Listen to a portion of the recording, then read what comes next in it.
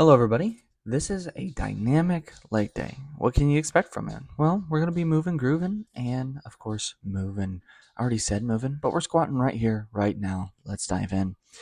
So, what's a dynamic leg day? This is mostly for a focus on the power. So, we're going to be working on speed. We're going to be working on being explosive, moving quick, fast concentrics, quick eccentrics. With everything that we're trying to do, this is going to give us more, whether you're in sports, whether you're in any sort of athletics, power development, speed, and overall explosive movement is going to be extremely important in any sport that you play. It could be pickleball, could be soccer, could be basketball, could be football. Either way, whether track, Olympic, even just recreational, just having fun, you can benefit from having power.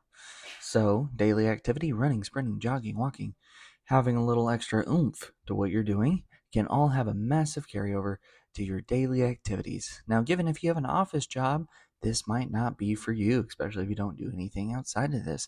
If all you're trying to do is just trying to maintain decent shape and you're just trying to maybe even just a light little weight loss journey, maybe something advanced as this isn't for you.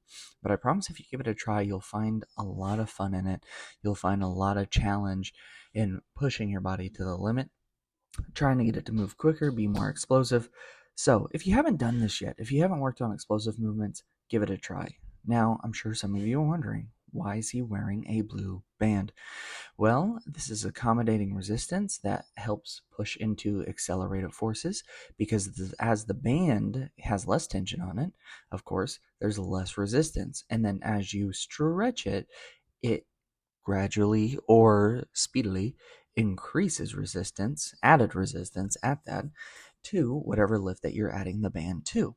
So you can use this for hyperspeed. You can use this for slowing it down so you can train into quicker, faster repetitions. So I use a light one.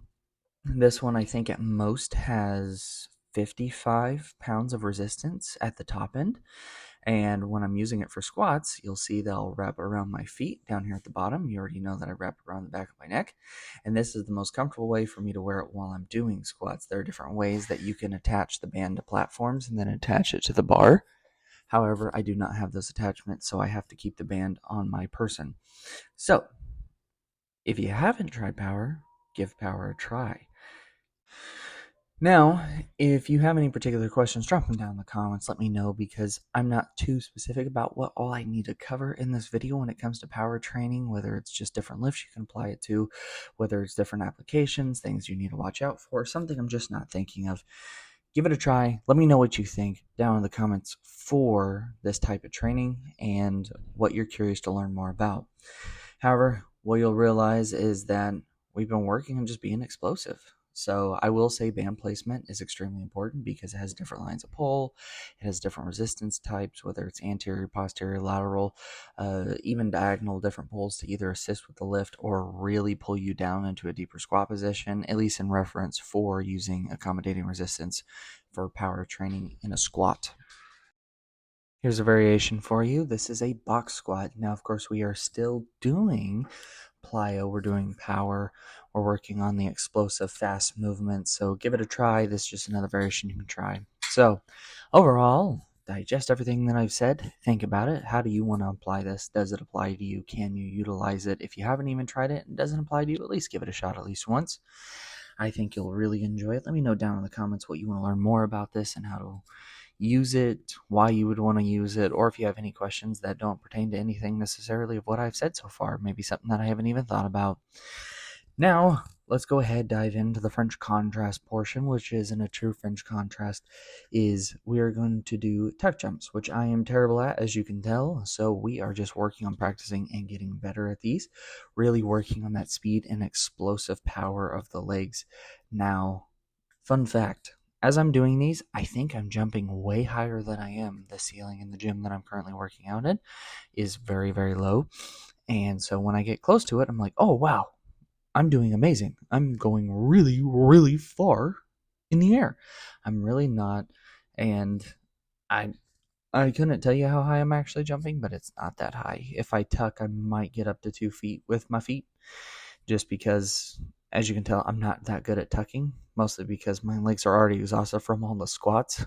So either way, it's a fun superset to kind of do after you finish doing the box squats. How I filmed them, I had to do them after.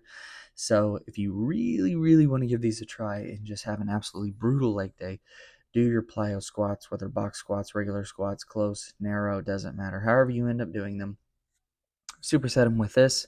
Do like 5 reps. You do your 2 reps with the plyo, the power movements, whether bench, deadlift, squat, shoulder press, doesn't matter. And superset them with explosive movements that are just calisthenic based. So I'm very, very tired at this point. I definitely could have laid down and taken a nap. But give them a try. They're extremely brutal, and I think you'll really, really enjoy it. So if you need to mix it up, do something like this. You don't have to do some crazy movements, but this alone will change your workout routine up completely and be enough for you to just feel something completely different.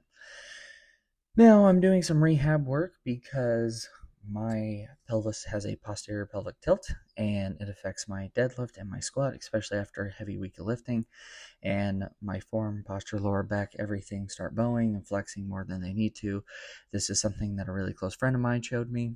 And this kickstand external rotation of the femur, as well as doing a little bit of an RDL here while emphasizing hyperextension of the lower back, has really worked wonders for the issues that I've been dealing with. So hypothetically, if you have the same exact case scenario as me, this will make a massive difference. And if you guys are interested in learning more from the guy who taught me this, let me know and I'll bring him into one of the videos and I'll have him teach you all more than you had ever thought possible when it comes to the kinetic chain and how it moves, how to utilize it, how to find different lines of tension, and how to just mix up your routine from beginning to end.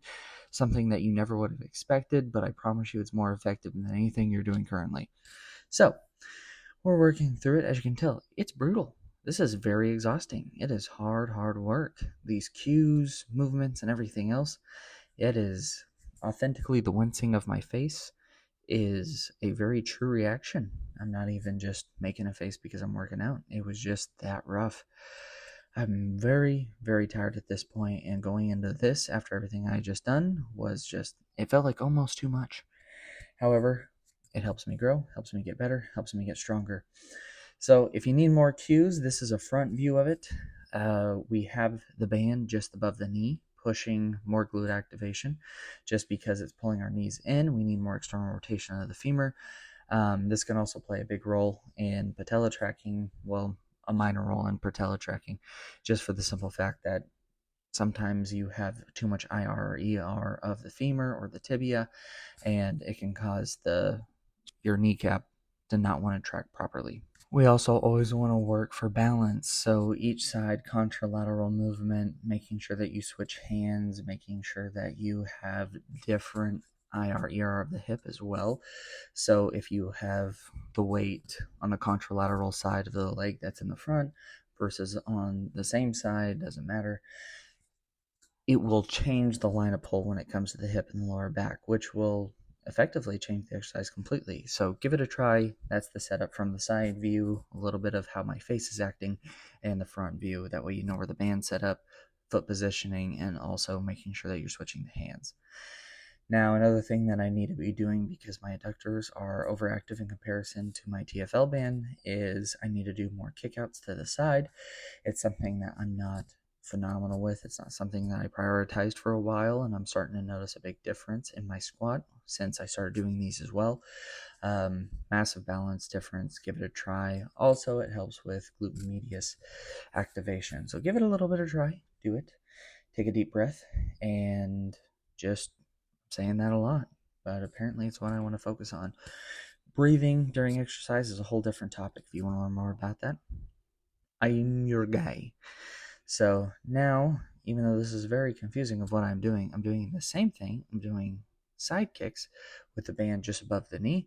And honestly, you can tell by how much I'm struggling that it is extremely difficult. So, plus the cinematic shot of composition and everything else and other fun scientific words when it comes to videography, I was very happy with that shot. However, clearly the purpose of this video was just to look pretty while I'm working on it. So, anyway, now we're doing some lateral raises, and it's just something that I needed to do for that week. and sometimes I switch it up a little bit. My routine's constantly changing in small intervals of just stuff I need to focus on and prioritize, and this is one of those. So, either way, now we're just going. Pro tip when it comes to lateral raises is make sure and ensure that you are depressing your scapula because your traps will want to take over. I'm sure everyone at one point or another has had an instance where you go to do lateral raises and you're like, oh, I feel it in my neck or I feel it in my traps. Depress your scapula, keep it pressed down the entire time that you're doing that due to reciprocal inhibition. It'll prevent your traps from firing, and even if you feel it a little bit, most likely you need to strengthen the muscles that help depress the scapula, and that'll help reinforce shutting down the upper traps. Practice, be consistent. It'll make a world of difference, especially when it comes to lateral raises. So give that a try. I promise the cue will not let you down. You'll see a massive difference. Just do it. Do what you need to do. Apparently, I decided to get 2 shots of this. This one is much worse than the first. But, oh, no, now I'm doing real delt rows. And one thing that I will say about rear delt rows is depending on the line of pull and everything that you do, some people feel it in different ways. The A-frame raise, which is, everyone calls it something a little bit different. I would say that is the most effective way to build your rear delts. I love face pulls because also it helps me work in external rotation. And I would say that it makes a massive difference. I love doing those before I bench press, as well as get some lat tricep activation before I go into bench pressing. So if you do face pulls, the only thing I will say is don't pull it to your chin. Try to pull it high. Really get that external rotation. That's going to help shorten the rear delt, and it's going to make it way more effective an exercise. So give it a try. Don't cheat yourself. Do the form right. Be optimal about it. And, just start being better. I could say the same for myself, but I really don't want to because I tell myself every day. So, work on the form. Find new lines of pull. Don't be afraid to experiment, but also don't do something ridiculous. Feel it out. Push yourself. Do good. And overall, this routine that I did today is a lower and shoulder day. It's my dynamic day where I just get a little extra volume for some accessories that I didn't get throughout the week, as well as dynamic work for lower body. So last thing that I finish up with is just some high volume, very lightweight leg extensions just for some blood flow. This is going to help promote recovery as well as push in hypertrophy, plus aid in strength conditioning. So as far as strength endurance goes, this is going to aid just a little bit going into the next week with recovery and that adaptation. We're constantly switching the adaptation that we're working on, constantly keeping the body ready to evolve, grow, get better, and just overall have better performance. So I don't know. What do you think about today's routine? What do you think about overall everything that we're doing? What do you think about the video series? What do you want to see? What more information do you want to learn? Do you want to learn more about programming? Do you just want follow along workouts? Do you want workout vlogs? Do you want how to perform exercises better?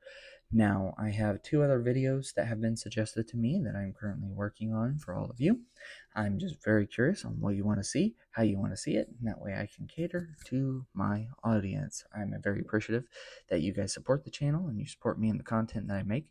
So I want to continue to make it better for you and also make sure that you are very satisfied with everything that I'm producing and putting out there for you. So please let me know what you think. So this has been a dynamic lower with some shoulders. I am tired and exhausted, but thank you for being here with me. And let me know down in the comments, subscribe, like, follow, whatever you need to do. Stay growing and stay small, and of course, stay silly. I'll catch you all in the next video or something like that. Till then, later. Shimmy, shimmy, shimmy, shimmy, shimmy.